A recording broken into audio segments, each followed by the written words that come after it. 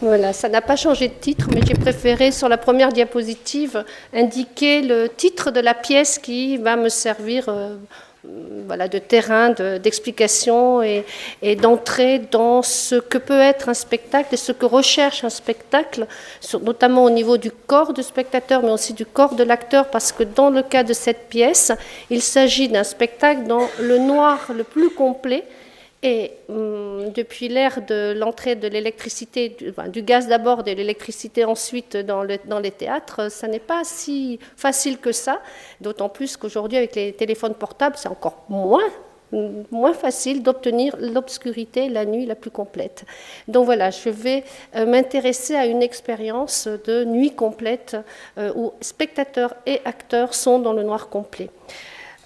Donc c'est-à-dire le noir le plus radical. Pas seulement pendant 15 minutes, comme par exemple dans une des pièces de Rambert, Memento Mori, on peut la voir au début, pas seulement même une demi-heure, mais toute la pièce, c'est-à-dire pendant 75 minutes dans le noir le plus complet, acteurs et spectateurs dans la nuit la plus complète. Donc déjà le titre « A ciegas », alors c'est le titre et un sous-titre de l'auteur, a ciegas, qui veut dire à l'aveuglette, à l'aveugle, de l'espagnol donc Jesús Campos, qui est un auteur né en 1938, qui est auteur-metteur en scène et qui met toujours en scène ses pièces. Et la première a eu lieu à Madrid en 1997. Or, en 1997, il n'y a pas encore eu beaucoup d'expériences de théâtre. Il y a eu des expériences sensorielles, mais pas de théâtre, complètement d'un bout à l'autre de la pièce dans le noir. Et c'est une des premières expériences, après peut-être celle de Ricardo Sued, l'Argentin avec Bonbon acidulé, en 1991 en Argentine. Donc cette pièce a eu lieu, donc la première a eu lieu dans un espace atypique, le musée de chemin de fer, et là on voit qu'on a affaire peut-être à une sorte d'installation et que l'espace choisi est justement un musée du chemin de fer et un quai de gare de ce musée du chemin de fer. Donc les expérimentations de théâtre dans le noir donc, ne sont pas nouvelles. Elles ont commencé déjà. Wagner par une erreur de régie, avait découvert le pouvoir pour mobiliser la réceptivité, l'intériorité, pour toucher de manière intérieure le spectateur. Appia, Meyerhold, jusqu'à aujourd'hui Bond, dans sa pièce par exemple Existence, ou encore Rambert, ou les cas que je citais tout à l'heure de Ricardo Sued. Les expériences déjà plus expérimentales, des parcours à l'aveugle, ont été également beaucoup développées. Par exemple, Teatro de los Sentidos, Théâtre des Sens, à Barcelone, par Enrique Vargas, dans le cadre d'une recherche dans le domaine de l'anthropologie, et liée donc en lien avec le théâtre, avec une exploration, des recherches sur le domaine du théâtre. Mais donc avec A ciegas, c'est pour ça que j'ai choisi cette pièce, parce qu'elle appartient à un domaine hispanique et on a affaire à une expérience absolument radicale. D'autant plus qu'à la différence de ces parcours à l'aveugle, où on peut se déplacer, on peut utiliser le toucher, on peut toucher l'espace finalement par son corps qui se déplace, dans ce cas-là, le spectateur est absolument immobile. Donc à l'immobilité, enfin au magma de la nuit complète, s'ajoute l'immobilité, donc le corps empêché de bouger et peut-être de gérer les émotions que provoque le noir le plus complet. Et on peut se demander, on peut explorer, quelle est la durée supportable maximale on puisse rester dans un noir absolu pendant qu'a lieu tout un univers qui est en train d'exploser, qui est donc tout l'espace sonore qui fait effraction sur ce spectateur assis, immobile, emprisonné, à la fois dans le noir, à la fois dans son fauteuil. Et à la fin de la publication de la pièce, l'auteur raconte l'expérience de plusieurs de ses représentations, évidemment comment on évacue certaines personnes et comment les problèmes techniques qu'ils ont eu à régler. Alors, d'une certaine manière, par son dispositif, la pièce donc se présente comme une installation environnementale apte à provoquer un état de conscience modifié, à même de mettre au premier plan le corps vivant, c'est-à-dire en termes immersiologiques, ce que produit le vivant dans le corps en dessous de notre seuil de conscience. On peut rapprocher cette expérience de certaines créations ou installations d'espaces d'immersion comme les Cloud Cities de l'Argentin Thomas Saraceno, avec ses biosphères, bulles de plastique et labyrinthes de câbles, où le spectateur, enfin le public va se perdre, ou alors le Kusamatrix du japonais Kusama, qui est une pièce, donc le public est dans une pièce saturée de poids rouges. Quel est l'effet de ces espaces immersifs? C'est de provoquer un sentiment d'égarement spatial, de désorientation, un état donc de conscience modifié, voire hallucinatoire. Donc il y a un ouvrage de Patricia Limido-Eulot qui examine cette question de l'espace dans ces conditions-là. Eh bien, la plongée dans le noir le plus radical est de cet ordre. Et il n'est pas arbitraire, il n'est pas un simple jeu d'expérience ou une épreuve physique sensorielle imposée au spectateur. Dans le cas de Jesus Campos, c'est vraiment l'espace qui est en résonance avec le thème même, avec le message, avec ce dont il est question dans cette pièce. Or, ce dont il est question, c'est du corps. Et du corps, c'est-à-dire aussi de la pensée qui n'est pas hors d'un corps. Donc, Jesus Campos fait donc entrer le spectateur dans ce qu'on peut appeler la nuit absolue. C'est une expression que je reprends d'une jeune femme aveugle, mais pas aveugle de naissance, donc qui a connu l'état donc normal, enfin de perception normale que nous avons lorsque nous ne sommes pas non-voyants et qui est devenue d'un coup non-voyante. Et elle a écrit sa thèse en 1977, elle s'appelle Eva Tomé.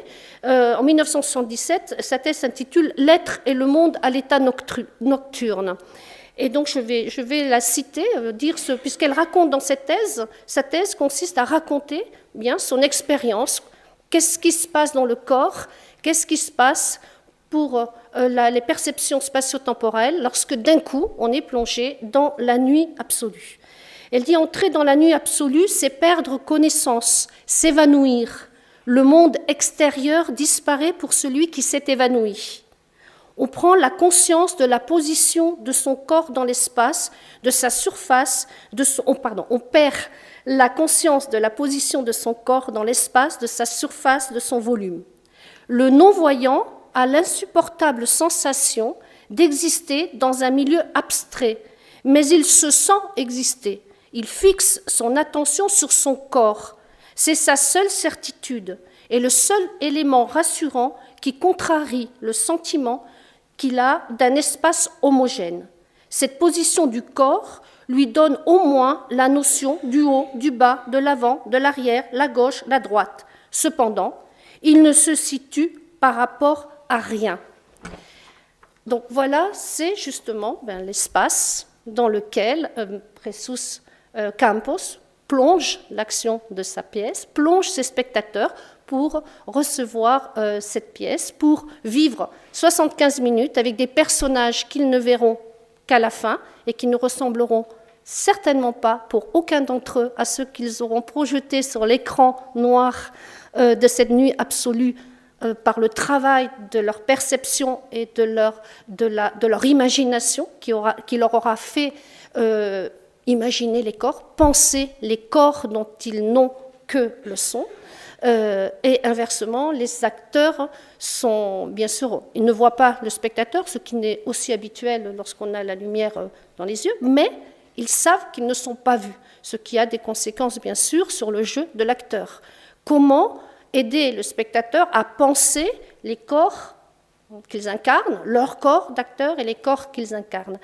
Donc, quels sont les moyens techniques, dramaturgiques qui vont devoir être mis en place? Parce que les acteurs jouent absolument dans le noir aussi.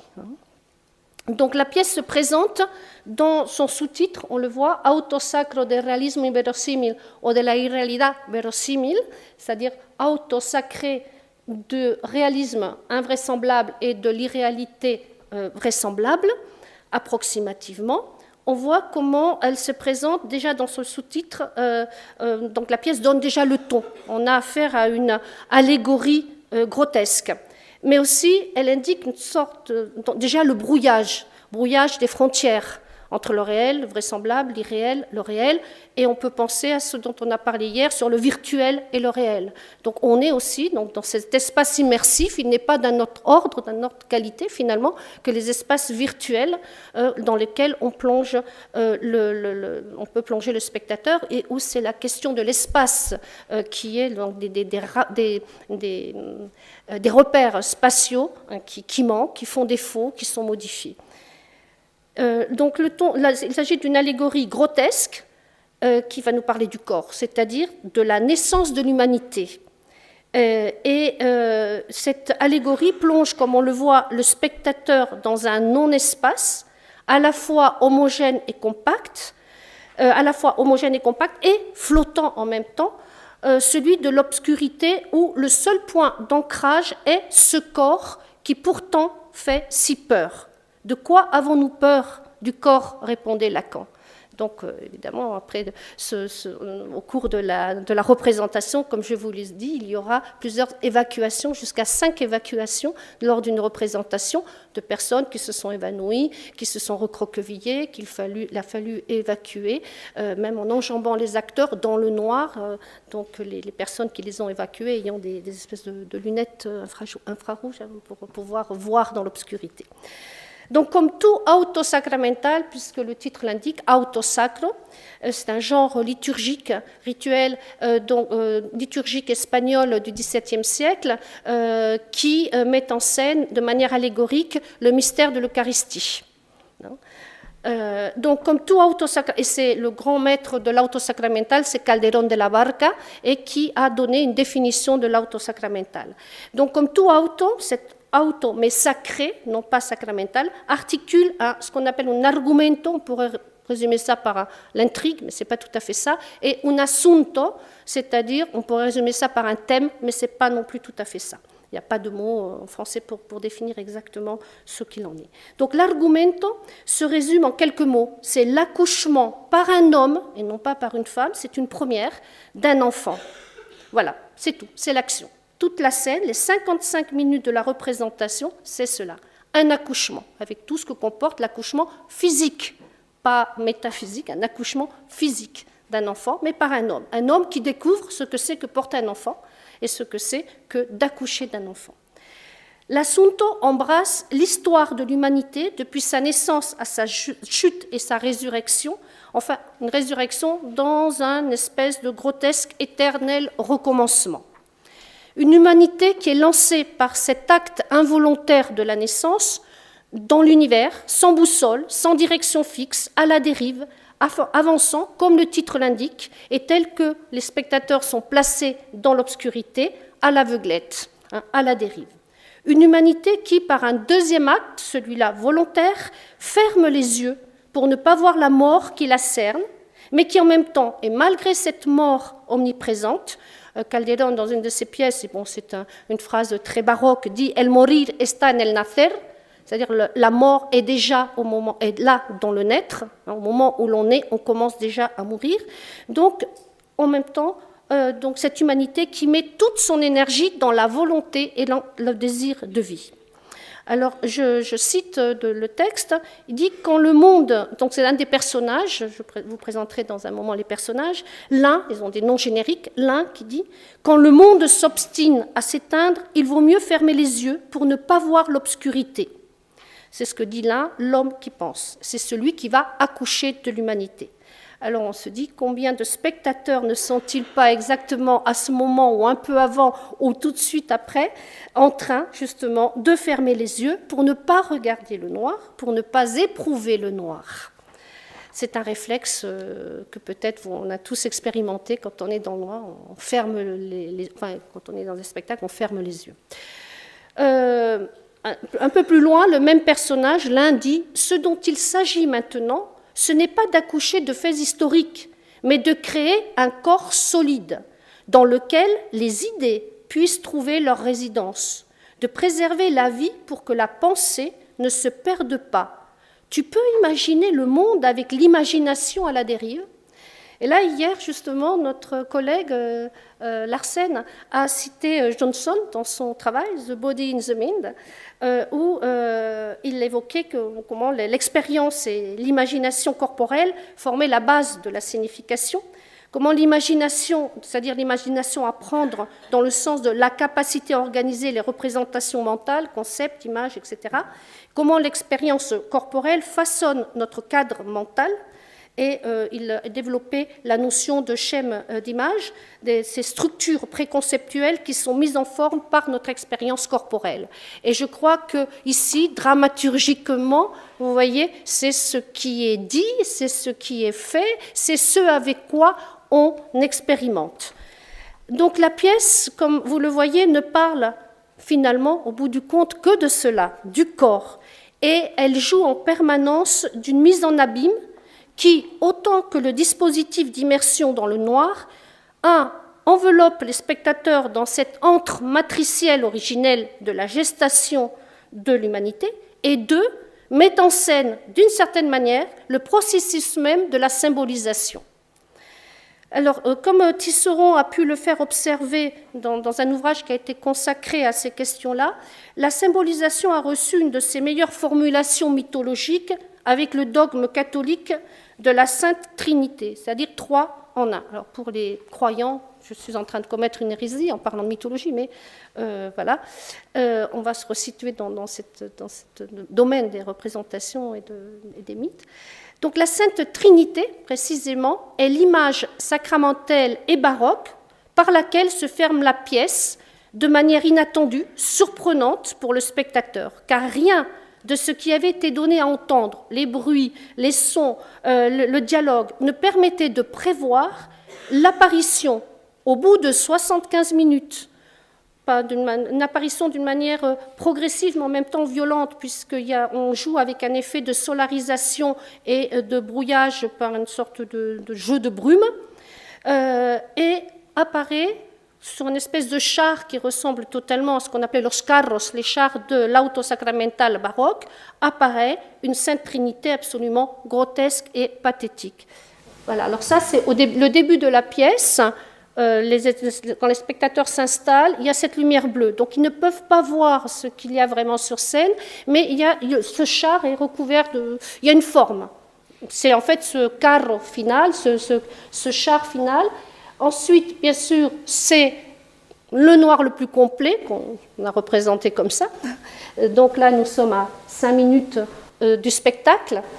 Et voilà, à 1h15 du spectacle, le moment où voilà l'image. Pendant 75 minutes, les spectateurs, à partir de l'espace sonore, ont imaginé, chacun a imaginé, en fonction de son histoire, en fonction de ses sensations, etc., a imaginé ces personnages-là. Et voilà ce que l'auteur vient leur apporte. Donc, vous avez les deux personnages, l'autre, l'homme qui agit, l'un, l'homme qui pense, c'est celui qui accouche de l'humanité, qui accouche au sens physique de l'humanité, et vous avez l'Esprit Saint qui est en fait un extraterrestre et qui est un personnage qui intervient aussi, qui est en fait une femme jouant un rôle d'homme ou un homme jouant. Donc on a aussi cette indifférenciation des sexes dans la pièce. Cette apparition, comme on le voit, je vais revenir à Tisserand, à la question de la symbolisation, cette apparition résume en fait le sens même des 3 personnages de la pièce. L'un, l'homme qui pense, l'autre, l'homme qui agit, et l'extraterrestre. Respectivement donc identifiés dans la séquence finale comme Dieu le Père, Dieu le Fils et l'Esprit Saint. La symbolisation, comme la Sainte Trinité, est bien aussi 3 en 1. Elle est à la fois sensimotrice, imagée et verbale. Il peut arriver, nous rappelle Tisserand en s'appuyant sur son expérience médicale, psychanalytique, que le sujet n'ait pas d'image pour représenter un événement, et encore moins de mots pour en parler. Et là, on voit la force de l'art et ce à quoi peut servir justement l'art. C'est au niveau donc de la strate du vécu pathique, c'est déjà l'heure ? Donc c'est au niveau de la strate du vécu pathique, je reprends le terme d'Erwin Strauss, et non au niveau vraiment de la perception et de la cognition, que prétend agir au plus près le dispositif imaginé par Jesus Campos. Un dispositif sensoriel, enveloppant, matriciel, comme un cocon d'ouate, en consonance, en résonance, comme nous le voyons, avec le thème même de la pièce, l'actualisation du mythe de la création de l'humanité et de l'accès à la civilisation par la symbolisation. Donc, comme on a pu le constater, le corps est au premier plan de la pièce, le corps et ses fonctions basses corporelles sont présentes du début à la fin. On entend l'homme qui accouche pisser. Il se plaint que comment il ne sait pas pisser à la manière des femmes. Donc on a vraiment un vocabulaire très cru. On parle de sueur, on parle de vomi, on parle de nausée, on entend les bruits du corps, le corps qui souffre, on crie, on entend les cris de douleur. Donc tous les cris liés à l'accouchement. La souffrance aussi du corps qui accède à la vie et en même temps déjà à la mort. La douleur vivante résonne ainsi dans l'obscurité la plus totale, dans le magma sans contour, ni volume, ni forme, ni couleurs, devenu antre originel, profondeurs archaïques de la création de l'humanité. Dans le noir, les corps des spectateurs et des acteurs sont mis en demeure de revivre le traumatisme de la naissance en un premier temps. Le tout dans un triple contexte de déchaînement sonore. D'abord, celui de la violence divine. Alors, on a tout le bruit du déluge, tonnerre, trompe d'eau, vent, qui sont savamment dosés dans leur intensité, dans leur durée, pour justement que cela provoque quelque chose dans le corps du spectateur. Notamment, le son, à la différence de la vue, de la perception visuelle, le son vient vers le spectateur, il fait irruption, il fait effraction, alors que lorsqu'on regarde, c'est nous qui allons chercher l'information visuelle, mais dans le cas du son, c'est l'inverse, il arrive. Et donc l'espace sonore est extrêmement soigné et modulé, rythmé pour provoquer ces effets. Deuxièmement, donc on a cet espace de la violence divine, mais nous avons aussi celui de la violence mimétique, pour reprendre l'expression de Girard. Nous sommes dans un contexte de guerre endémique, de bombardements incessants, d'aviation, d'explosions. Donc imaginez-vous 75 minutes dans le noir avec un déferlement de bombardements. On peut imaginer le mouvement des corps, les réactions presque incontrôlables des corps. Et troisièmement, bien sûr, tous les bruits, tous les sons liés à l'enfantement dans la douleur. Les cris, les respirations fortes, plus fortes, moins fortes, voilà. Donc, dans le cadre de la violence mimétique, nous assistons à une véritable plongée au cœur de ce que fait au corps le traumatisme de guerre, et dans celui de l'enfantement, une plongée au cœur de ce que fait sur le corps le traumatisme de la naissance. Voilà, donc peut-être je vais arrêter là, ou peut-être juste citer Sartre en conclusion, pardon, pas Sartre, Barthes, dans un texte de 65 dans l'encyclopédie de l'histoire des spectacles, il écrit « De la salle obscure au plein air, il ne peut y avoir le même imaginaire. Le premier est d'évasion, le second de participation. » Alors, qu'en est-il dans ce type de pièce? Qu'en est-il de la plongée dans le noir?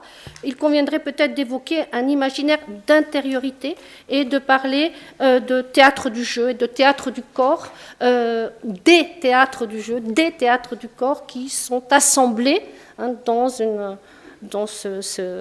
assemblée, enfin pas une assemblée, mais dans ce moment où tous ces corps se rencontrent dans une expérience forte. Voilà, je vous remercie.